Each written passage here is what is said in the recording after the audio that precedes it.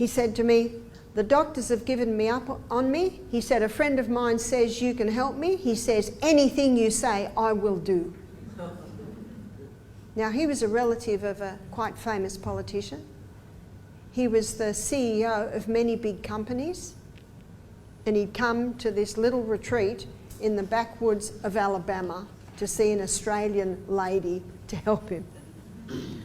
I said, well, you can throw those bandages away, you won't need them. He said, I just paid a fortune for them. I said, sorry about that. I said, I want you to do a little bit of barefoot grass walking, early morning, dewy walking on the grass.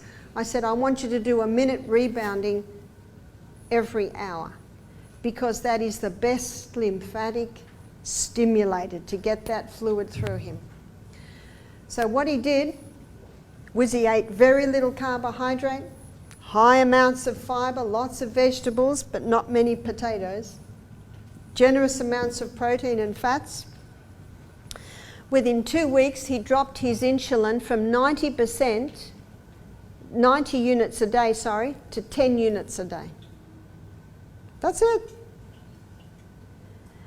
He emailed me 3 months later. He said, I am off all my medication. He said, I've lost 45 pounds. He said, I am swimming 30 laps a day and I'm cycling 10 miles a day and I rebound every day. And he said, my doctors are astonished. Now, Bobby will not be able to ever run, and he can walk short distances because his lymph nodes are gone. So he will manage that swelling. But he said to me, if I cycle and swim and rebound, he said, I can manage the swelling in my legs. Is he a happy man? How much did he spend on his health in the last 10 years? $1 million? Wow, he could have just about come to the health retreat every 2 months for that. We live in an amazing body with an incredible ability to heal itself once it's given the right conditions.